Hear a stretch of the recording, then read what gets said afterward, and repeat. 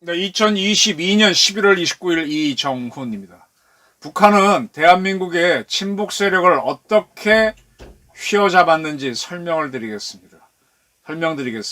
세뇌일 수도 있고 가스라이팅일 수도 있는 방법으로 대한민국의 친북 인사들을 북한은 휘어잡을 줄 압니다. 그 결과로 대한민국 사람들은 돈을 갖다 바칩니다. 돈 받으면서 괴롭히는 북한의 전술을 간략히 설명드리겠습니다. 수원지검 형사 6부가 외국환관리법 위반 및 증거인멸 교사 혐의로 아태협 안부수 회장을 구속 기소했습니다. 안부수 씨는 2018년 19년 동안 경기도의 보조금, 이때 경기도지사가 이재명이죠. 경기도의 보조금하고 쌍방울이라고 하는 기업, 쌍방울은 또 이재명과 가까운 조폭이 이끄는 기업이죠. 으로부터 받은 기부금 등 13억 원을 경기도 보조금하고 쌍방울로부터 13여 원을 받았는데 그 돈을 갖고 개인 생활비와 유흥비로 사용했습니다. 그리고 쌍방울 등으로부터 받은 기부금 중 8천여만 원을 달러로 환전해 중국으로 가져간 뒤 북한 통일전선부장 김영철에게 전달했다. 이렇게 검찰은 봤습니다. 이렇게 해서 안부수 씨가 북한에 건넨 김영철 등 북한 요인들에게 건넨 외화는 총 50만 달러, 한 5억 원이 넘는 걸로 보고 있습니다. 이러한 송금과 관련해서 김성태 쌍방울 전 회장, 쌍방울 부회장이 공범으로 검찰은 구속영장에 적시해놨습니다. 그때 안부수 씨는 대북 브로커 역할을 하고 있었고, 그리고 브로커를 했기 때문에 그 돈을 북한에 주는 거죠. 그 돈을 여기서 받아서 주는 겁니다. 쌍방울에서 받아서. 그 외에도 이 안부수 씨는 검찰이 수사해 오자 하드디스크를 숨기고 어쩌고 온갖 은닉한 혐의가 있으니까, 그런 것도 보태져서 구속기소가 됐습니다. 문재인 정부가 출범한 직후의 일입니다. 이 대북 관련을 하는 사람들 사이에서는 주사파들이 바쁘다 그랬습니다. 제가 그 당시에 기사도 몇 번 쓰고 조금은 채널A에서 방송에서도 얘기했던 걸로 기억하는데, 박근혜 정부가 참 어정쩡했어요. 박근혜 대통령이 잘했어야 되는데, 그분이 참 어정쩡한 것 중에 하나가 중국의 전승절에 참여해 준 거. 그때 중국은 동풍 미사일 또 공개를 하고, 우리와 일본을 때릴 수 있는 미사일에다가 그 다음에 대한 미사일까지 공개하는 그런 쇼를 하고 있는데, 거기에 가가지고 그래서 중국하고 잘 지내면 북한을 제어할 수 있다 그랬는데 다 실패해 버렸죠. 계속 판단 미스를 했어요. 이 박근혜 대통령은 정치인으로 있던 시절에도 북한하고 김정은하고도 김정일도 편지도 주고받고 그랬지 않습니까? 참 이렇게 참 좀 조금 아쉬운 게 많았어요. 그때 미나이인가 했는데, 그러면 남북 문제를 다루는 그런 모임을 하게 되면은 친북 단체는 부르지 말아야 되는데 다 불러가지고 거기서 남북 관계를 설명하니까 그게 북한으로 흘러가서 하는 것마다 안 돼요. 참 이렇게 뭘 이렇게 풀어갈 줄 몰랐던 것 같습니다. 그리고 나서 문재인 정권이 들어서니까 이 자들이 이제 박근혜 정부에서도 살아남았던 그 자들이 이제 북한하고 사업을 하겠다고 북한 측하고 이제 연락을 하죠. 그러면 이제 심양이나 베이징에서 가서 만납니다. 어떻게 연락을 하느냐? 요즘 인터넷으로 하면 돼요. 그 당시에 별로 막지도 않았지만 막았으면 다른 사이트 통해서 하면 되고.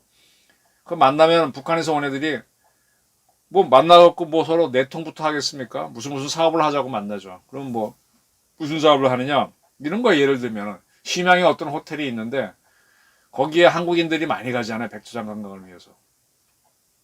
그러면 서로 투자해서 이제 호텔을 하기로 하고, 호텔만 합니까? 그 밑에 유흥업소도 차리고 술집도 차리고 여행사 다 들어가고 하게 되면 서로 공동 투자하는 거죠. 근데 그런 식으로 하다 보면 이제 북한이, 그러다 보면 이제 북한 건강하면 사업될 것도 같으니까 북한 쪽에도 뭐 하자 그러면 북한이 뭐 맨입으로 그러면 이제 자꾸 뭘 갖다 주는 거죠. 그러면서 할 듯 말 듯 하면서, 그러면서 북한은 요구 조건을 거는 거야. 이것도 저것도 이것도 저것도. 돈뿐만 아니라 너희 남한 내에서 이런 것도 좀 알아봐줘. 뭐도 이것도 해줘. 뭐 해주다 보면 결론적으로 스파이 짓을 하는 겁니다. 그리고 이 사회에 와서는 우리 사회의 대북 경각심을 흐트러뜨리는 역할들을 많이 한 거예요. 그리고 북한은 자기네가 직접 와서 직파돼서는 할 수 없는 일들을 한국인을 통해서 하면서 돈을 챙깁니다. 그렇게 해서 이제 이 사람들은 또 자기 돈으로 하느냐? 아닙니다. 우리 남쪽에 있는 그 친북주의자들은 또 북한하고 하면 뭐 될 것 같은 사람들이 돈 되면 그 돈 가지고 가서 자기 돈 띄어먹고 자기 거 띄어먹고 그걸 갖다 주고 그렇게 하는 겁니다. 몇 차례 말씀드렸듯이 북한이 민둥산 많으니까 나무 심어주자. 좋죠. 독지가들 많죠. 5만 원씩 내면 원값 1,000원도 안 하는 묘목 키워가지고 4만 9천 원 띄어먹을 수 있죠. 예? 그리고 북한 갖다 주면 북한이 뭐 안 심는다 그러면 북한에 또 돈 얼마 주고 뭐 이런 식으로 북한은 그 나무 받아갖고 버리거나 뭐 받지도 않고 돈 받고, 야 나만 돈이 쭉쭉 빨려가는 겁니다. 이게 어떤 면에서는 가스라이팅 비슷하죠. 세뇌까지라고는 할 수 없고. 1944년 그 가스등이라는 영화가 나왔는데, 그것은 사랑이 아니다라는 소설을 썼나요? 뭐 그런 작품을 썼던 그 미국의 정신분석 심리치료사 로빈스턴은 영화 가스등의 제목을 이용해서 가스라이팅, 가스라이트 이펙트, 가스라이트 이펙트, 가스등 효과라는 용어를 만들어냈습니다. 그러니까 그 여성의 재산을 노리고 결혼한 남편이 결혼한 다음에 온갖 위협과 거짓말로 이 아내를 정신병자로 만들어버립니다. 그리고 이를 위해서 집안에 가스등을 일부러 희미하게 해놓고, 아내가 불이 어둡네 그러면 당신이 잘못 본 거야 하고 계속 핀잔을 줍니다. 그러면 결국 이 여자는 아 내가 눈이 나쁘구나 하고 기가 약하면 끌려가게 되죠. 그렇게 하면 이제 자꾸 남편한테 억압을 받게 되고 그 말에 복종하게 되고, 그리고 스스로 이제 뭐가 잘못되면 자기 책임으로 여기게 되고, 그리고 남편한테 점점 뭐 메조키스트처럼 돼간다 그럴까, 그렇게 되는 거죠. 이게 가스라이팅 효과입니다. 이 북한이 우리 친북주의자들은 대북 사업을 하면 자기 돈을 벌 수 있어서 하는 거고, 아까 말씀드린 대로. 아유 오죽하고 저 이재명이 있을 때 경기도 의회에서는 민주당이 90몇 프로였거든요. 그 경기도인이라 잘하면 되는데 뭐 대북 사업 뭐 지원금인가를 경기도 의회에서 예산으로 내주고, 그런 걸 하기 위해서 이화영이라고 하는 사람을 평화부지사, 대북 문제를 다루는 부지사로 임명을 했잖아요. 지금 다 잡혀 들어갔죠. 그 돈 들고 가게 되면 저쪽에서 뭐 타박 놓고 뭐 안 받는 것처럼 하면서 결국은 더 받습니다. 더 달라 그러고. 가스라이팅 당하는 겁니다. 이게 오랜 세월 지나면 세뇌가 되는 겁니다. 그러다 보면 공범관계가 돼서 북한의 지령을 안 따를 수가 없게 되는 거예요. 아태엽 바로 그런 거죠. 요런 것들이 이 문재인 정부 초기에 여기서 뭐 민주화 운동에 납치고 친북 활동하던 친구들이 문재인 정권 들어서니까 이북에 노무현 정권 때 뭐 북한하고 뭐 하자고 많이 합의했었잖아요. 그 연결되는 거 뭐 우민끼든 뭐든 이메일 보내가지고 만나고 돌아오면 문재인 정권의 뭐 실세들은 다 잘한다 하니까 돈 어떻게든 만들어서 가고 또 걔네 부탁 들어주고 그러면서 우리가 자꾸 용공화됐던 겁니다. 그 중에 하나가 이 사건이에요. 아태엽 사건이에요. 지금 이 양반 50만 달러 북한에 갖다 줬지만 북한에서는 이 사람 원한 대로 안 해줍니다. 계속 애태우고 더하가 더하라. 돈 줬기 때문에 끌려가는 거예요. 사실은 돈 주면 사람 부려야 되는데 돈 갖다 바쳤기 때문에 끌려가는 사람들도 의외로 많습니다. 아까 영화 가스등처럼. 그리고 친북 인사들은 그렇게 하는 과정에서 얼마차게 띄어먹었기 때문에 또 계속 그 사업을 해야 돼요. 감춰야 되는 거예요. 태양열도 똑같은 겁니다. 태양광 판넬도 자연 뭐 어쩌고 보호해서 명분은 좋지. 그리고 중국산 사갖고 와서 자기 돈 띄어먹고 환경 하다가 지금 이제 미천이 드러나니까 이제 이리저리 문제가 되는 거죠. 그러니까 이렇게 딱 일을 할 때는 정도가 아닌지 뭔지를 판단해야 되는데 처음부터 친북으로 갔던 친구들은 이렇게 가버리는 겁니다. 이런 사건이 문재인 정부 초기에 참 많다고 들었습니다. 뭐 심양의 정보기관들 또 그쪽에 바닥이 좁으니까 북한하고 만나는 거 다 알잖아요. 근데 어떻게 막지도 못해. 그게 5년 내내 그랬던 겁니다. 이 자들이 지금 다 지금 잠잠히 윤석열 정부에서 숨어 있으면서 그리고 윤석열 정부를 흔들고 있죠. 자, 이런 조직들의 연장선에서 있었던 게 제가 보이는 게 그 암호화폐 관련해서 이상한 송금이 이루어진 사건입니다. 몇 조 원. 네. 여기에는 박지원 씨도 개입되어 있는 걸로 의심이 되죠.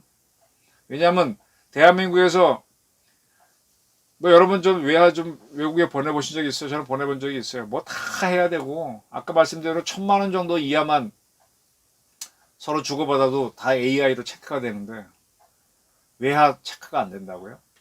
근데 그런 송금이 가능하다고 LC도 없이 국가정보원이 해외 공작 자금으로 보내는 거 외에는 거의 어렵습니다. 외교부조차도 어렵고요.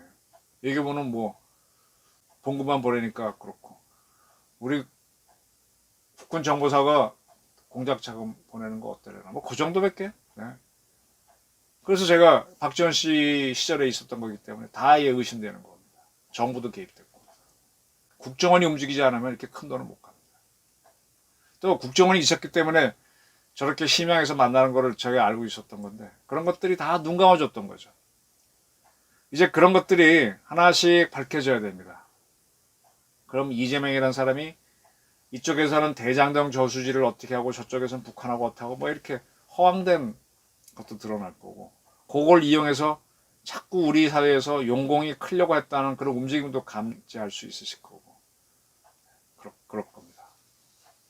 저는 그래서 이번에 아태여 안부수 회장 구속 기소했는데 자 이게 시작이 돼가지고 이상한 송금 8조 몇천억 그것도 조사를 해야 됩니다.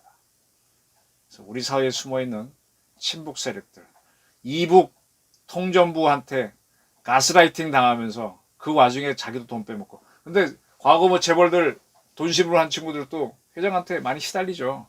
돈 신부 좀 하니까 자기도 그 돈도 띄어먹고 공범관계에서 애를 먹지 않습니까? 그거가 다르지만 받는 놈한테 휘둘리긴 했지만 거의 비슷한 겁니다. 이상한 송금까지 캐내기를 바랍니다. 문재인 정권 때 친북 주자들은 어떻게 북한에 가스라이팅 당하고 돈을 띄어먹었는지 제가 설명드렸습니다. 경청해 주셔서 감사합니다.